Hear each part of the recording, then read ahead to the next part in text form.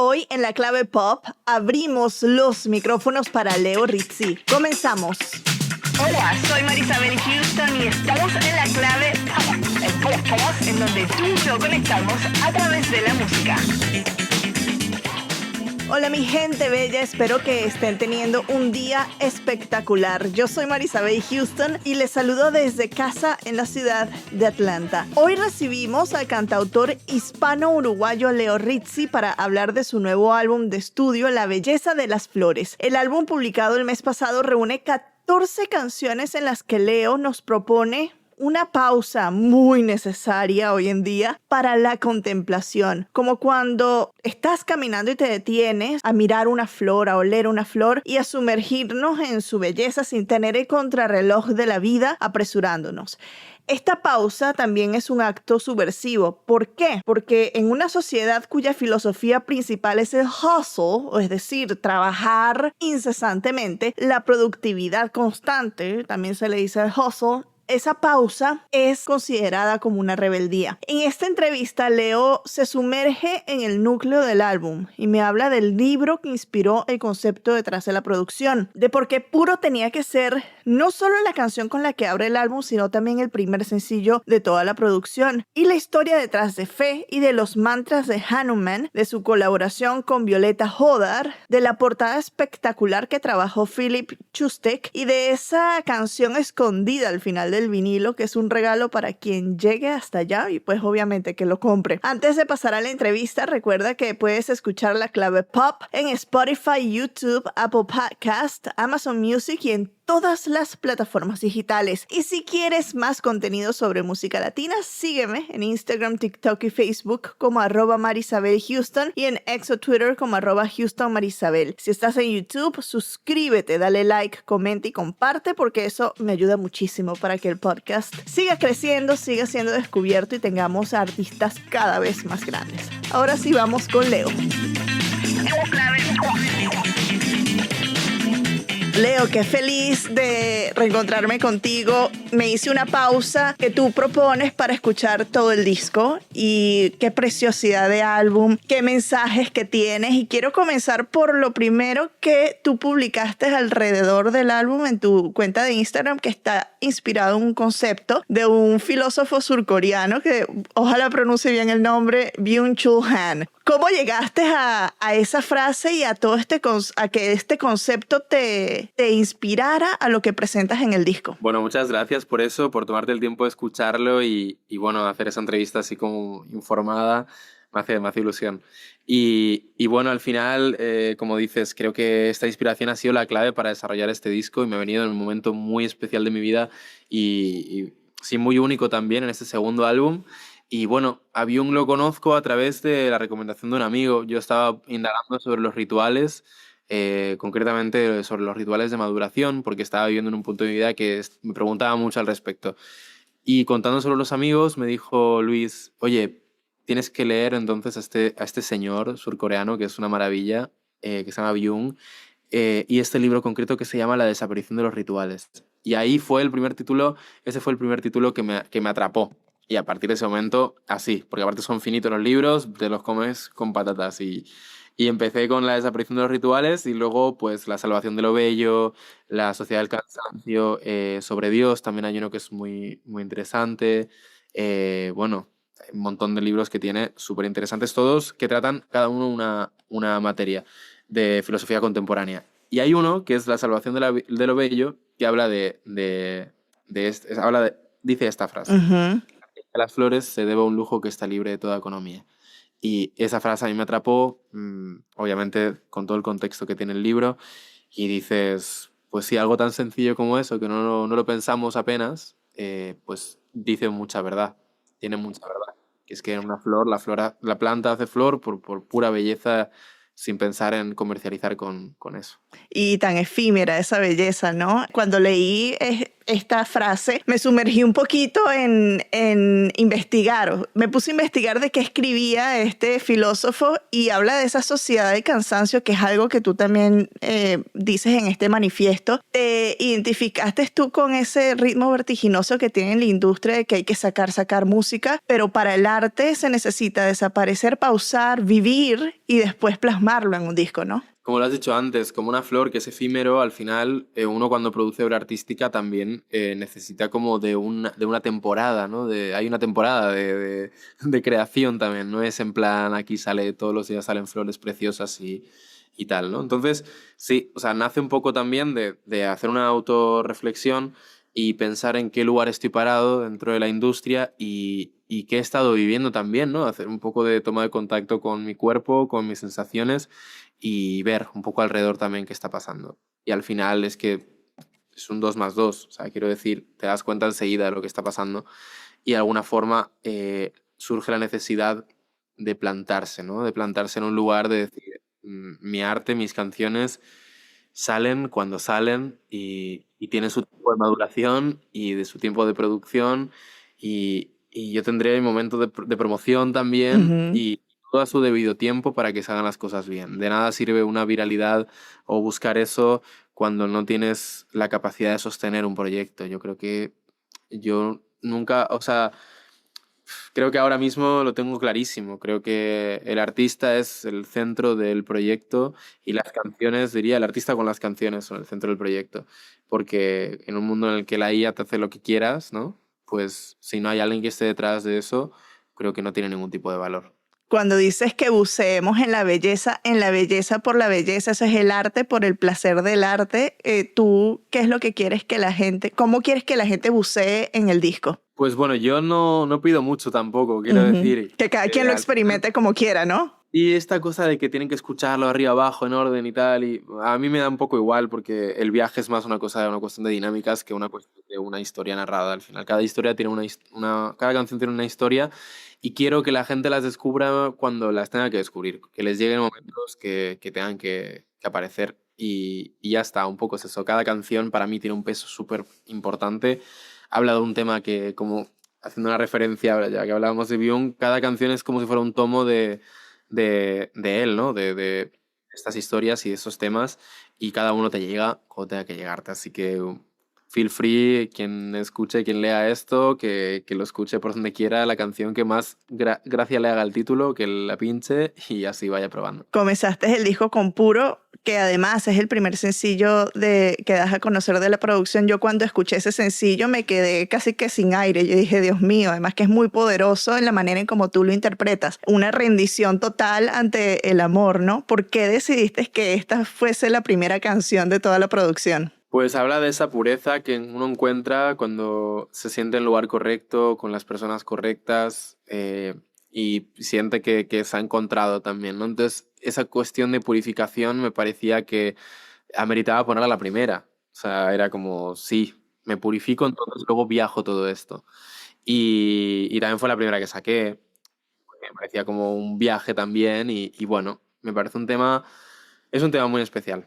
Creo que tiene esa cosa de intensidad, de amor, de reflexión, no tiene todo. O sea, me encanta ese tema. Y con Nueva Era es con la que das a conocer el álbum, que además me encanta uno que elijas esa canción como la apertura para el disco, es decir, en que la gente conozca el resto del disco con esta canción y además que habla mucho de esta nueva era que tú estás viviendo musicalmente. La letra habla de una vida que a mí me recordó mucho las redes sociales también, porque la gente se pone muchas caretas en redes sociales y vive vidas en base a apariencias, ¿no? ¿De qué va esta canción para la gente que la va a recién descubrir en unas horas? Literal, unas horas, qué nervios. Pues a ver, realmente Nueva Era es una canción que si bien el concepto es muy directo, ¿no? Nueva Era, o sea, te lo explica todo, Nueva Era y ya está.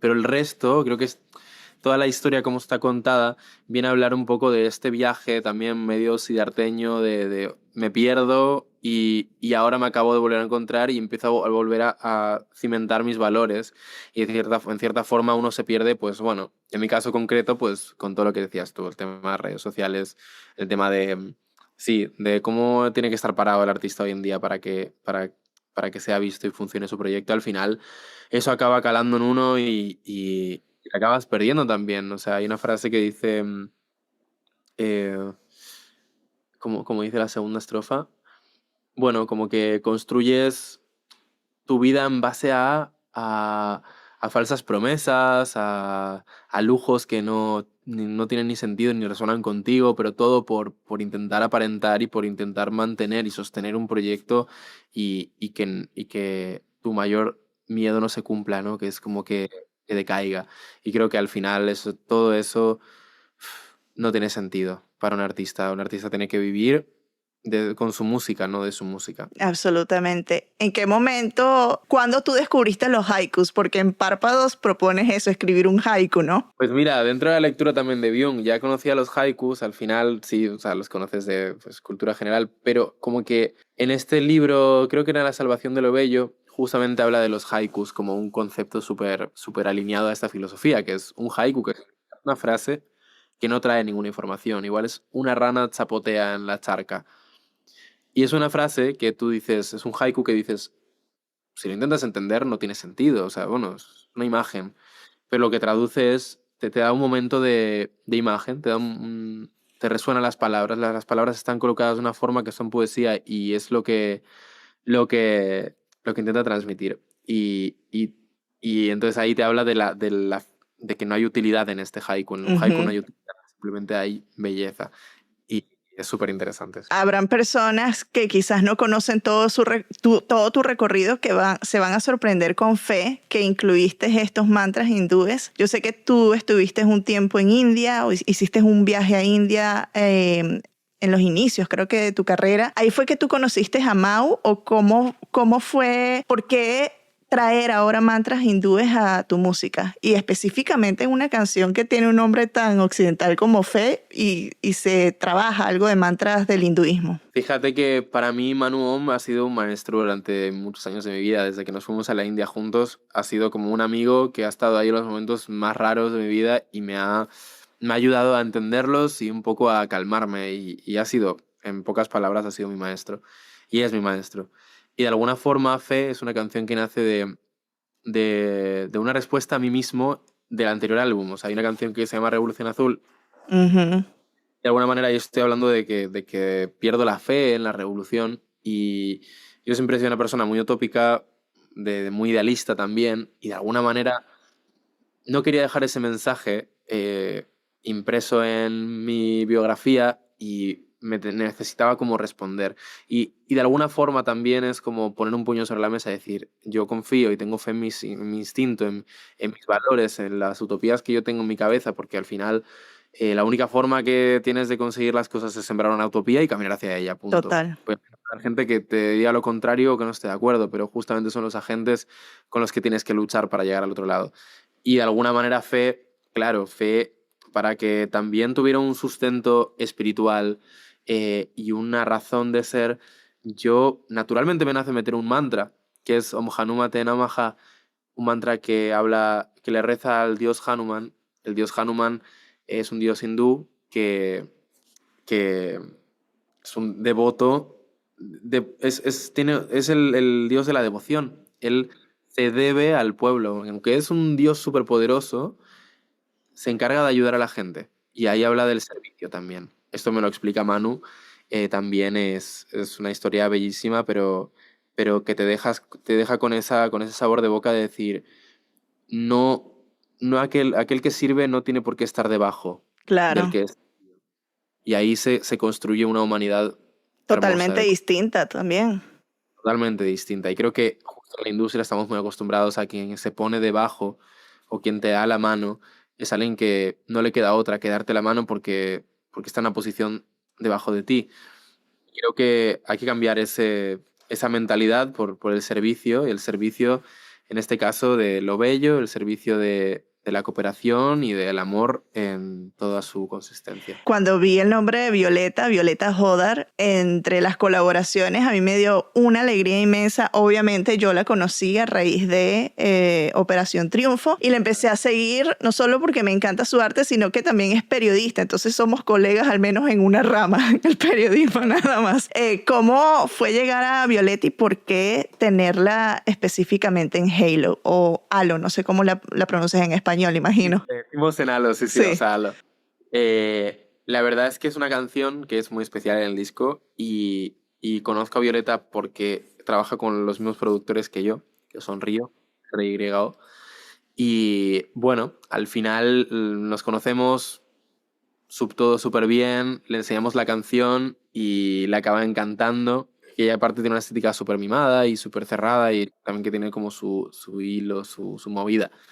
Y le encantó, le encajó y fue como vamos a juntarnos en el estudio y a partir de ahí ya conversando, ella es buenísima con las melodías, quedó súper bonita esta canción. Es precioso el tema. Hay una temática que une a Pájaro Azul y a la belleza de las flores y es el acto de la liberación, ¿no? ¿En cada álbum lograste liberarte de algo que te pesaba? Yo creo que sí. O sea, creo que Pájaro Azul ha sido como una liberación y la belleza de las flores es como un manifiesto. Como que una vez liberado puedo construir lo mío sin pensar tanto en los demás. Y a la vez pensando mucho en los demás. O sea, pero primero encontrando como mi luz fue muy necesario Pájaro Azul. Y ahora me libero de eso. O sea, creo que me libero de estar callado o de... Sí, es una liberación más como de decir, oye, estoy aquí. Más consciente, ¿no? Sí, quizás eso, como soltar esos pájaros que todos tenemos en la cabeza para poder, Sí, literal. claro, para poder centrarte y decir, vale, yo ya no tengo los pájaros en la cabeza, los tengo más tranquilizados, ahora cómo lo hago, ahora qué quiero con mi vida, ahora qué quiero sembrar. Y entonces la belleza de las flores es ese manifiesto. Ya casi para finalizar, Leo, elegiste ojalá que pronuncie bien el apellido, a Philip Chustich para la portada. ¿Por qué? ¿Qué te llamó de la atención del arte de él? Porque es muy ecléctico, tiene una mirada muy especial. Ya conocemos una portada muy famosa que él hizo. Ahora hizo tu portada y contraportada que están maravillosas. ¿Qué es lo que te llamó la atención de Philip? Es un artista, es que yo lo admiro hace mucho tiempo, o sea, desde hace mucho tiempo lo sigo y estaba esperando el momento perfecto para hablarle y decirle, oye, hagamos una portada para un disco mío. Y como el disco en verdad tiene unos tintes muy romanticistas, muy de este ser humano romántico, pues él tiene ese aura, esa cosa de trabajar la obra como si fuera así un cuadro de Botticelli, si me apuras. Es como que siento que le hacía falta a este disco tener una portada de él. Y cuando le contamos la idea y le gustó, fue como, bien. O sea, ya cuando lo hicimos fue como, Dios, es que esto es una locura. Creo que era el momento para mí hacer esto. Totalmente. Espectacular. Y en la portada estás atravesado de rosas totalmente... sí, todo el disco, toda la portada tiene muchas flores, obviamente, envuelto. Y además tienes una pose que nos traslada de nuevo a la India con ese dos ojos también en la mano, que es un mudra de protección, entiendo. ¿Fue intencional adaptar esa pose en la portada? Justo al final la pose sale de Hanuman. O sea, es una de las poses en las que se retrata a Hanuman y la replicamos con ese mudra que dices de la protección y la intuición. Y las flores, bueno, al final, obviamente las flores tenían que estar como símbolos y bueno, de alguna forma la cerámica también, que es un material que aparece, es esa cosa de crear una figura de porcelana para poder venerar unos valores y ponerle como figura a los valores, de alguna forma, ¿no? Ahora, si quiero finalizar con lo del hidden track, samba, que además es una samba, te traslada a una playa de verano, es muy ambiental, hay mucha respiración en la canción. ¿Por qué dejar esa sorpresa y que la gente, pues, eso, se deje sorprender y que no es la última canción la que ellos piensan que van a escuchar, sino que hay una más? Pues a ver, me hacía mucha gracia hacer este guiño porque de alguna manera también el que compra el vinilo o la que compra el vinilo es como que, o sea, está apoyando, está yendo un paso más allá y regalarle esto, que termine el disco y se quede sonando y encontrárselo me pareció como algo Una maravilla. Y aparte el samba, que es como... Es un tema, lo que dices tú, te traslada a una playa Y yo, no sé, yo siempre que he ido a la playa he estado muy feliz y me lo he pasado muy bien. Y yo creo que esa sensación del Río de la Plata también, ¿no? Esa cultura Claro. brasilera que he bebido también por Eduardo Mateo y Fernando Cabrera de alguna forma, es como que la puedo dejar ahí a modo de puerta, ¿no? De ventana, mejor dicho. Leo, para finalizar, ¿qué flor representa mejor el álbum? Bueno, pues no sabría decirte, la verdad. A mí me encanta el azahar porque es una... Y aparece además una canción que se llama Azahar. Aparece azahar. De hecho, está azahar y violeta en el disco, que son 2 flores. Claro. Pero azahar creo que es como esa flor que siempre me recuerda que voy allá por el aroma, y eso me encanta. O sea, creo. La belleza en 2 bandos, la visual y, o sea, en todos los sentidos para disfrutar la belleza. Leo, es un placer conversar contigo. Te mando un abrazo. Magnífico el disco, me lo disfruté y ya me voy a buscar el vinilo entonces para poder disfrutar de esa canción también, de ese hidden track. Te mando un abrazo y un beso. Muchas gracias, un gusto estar contigo otra vez y maravillosa la entrevista. Muchas gracias.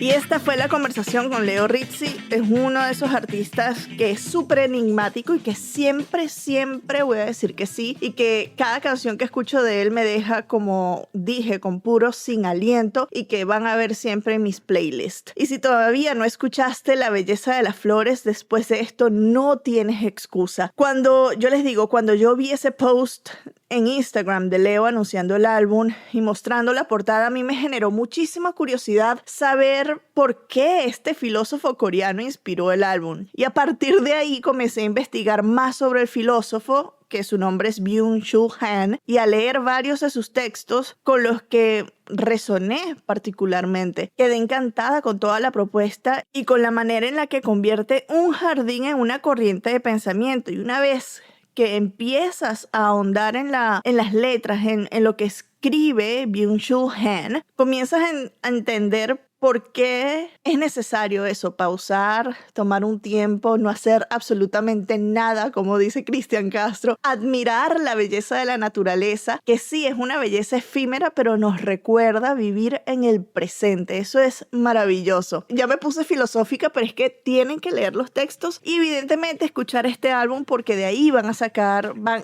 a lograr sentir toda esta filosofía de Byung-Chul Han como permea en cada una de las canciones. También me encantó que Leo nos abriera una ventana a esa parte espiritual, y para quienes conocen su historia, vivir a través de una canción como Fe, parte de ese camino que él mismo recorrió en la India. La Belleza de las Flores está disponible en todas las plataformas. Si puedes, búscate el vinilo, porque como ya lo dijo Leo, hay una sorpresa justo al final, y además que la portada en sí es una obra de arte. Gracias por escuchar una vez más La Clave Pop. Le quiero mandar un saludo a la audiencia de Argentina, de México, de Guatemala, República Dominicana, Japón, Honduras y demás países, España también, que me aparecen entre las listas de los escuchados, y me sorprende cada día más ver que personas de distintas partes del mundo siguen conectando y que va creciendo esta audiencia. Es maravilloso y estoy agradecida por cada una de ustedes, de todas esas personas que demuestran el cariño, que les gusta la música y que siguen apostando por este tipo de conversaciones. Si llegaste acá a través de algún amigo que te recomendó o a través de Leo Rizzi, puedes seguirnos en Spotify, YouTube, Apple Podcasts, Amazon Music y en todas las plataformas digitales.